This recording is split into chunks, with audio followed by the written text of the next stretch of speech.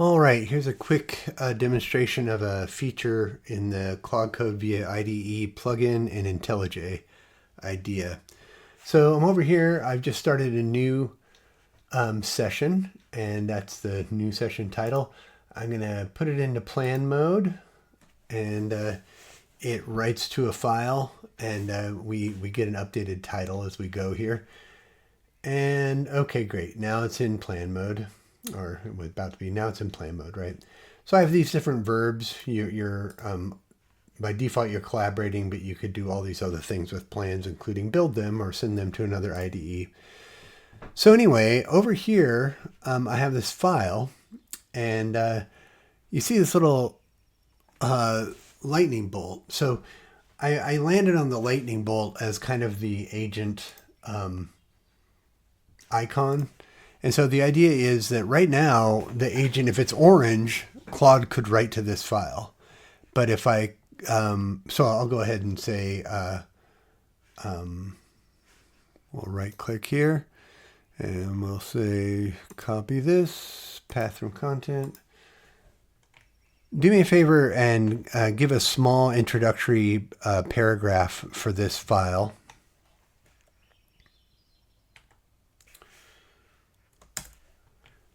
It's going to be a description file for the plugin in the IntelliJ marketplace for plugins. So just a small introductory paragraph, please. Okay, so it's doing this. And once it does, we'll see it pop in here, which is another little feature we have, which when the agent actually writes a file, we prompt IntelliJ to reload it from disk immediately. So, okay, so here we go. Now I'm going to say, I'm going to block it and say, now please add the first subheading for the top feature that you think we ought to promote. Just the heading, please. And so it's going to go to do that. I'm asking it to do a pretty small thing to make this a quick demo. And it'll go, boop, I can't, it's blocked. Now, here's the test.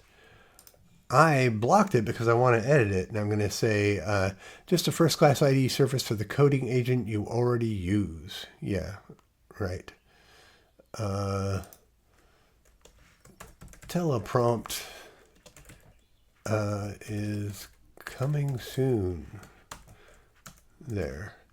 Now I'm going to say, okay, go ahead and allow edits. Well, here, I'll save this first of all, but allow edits. So we have this thing called a silent turn. And so the plugin can send like a little message to Claude that doesn't show up in our conversation.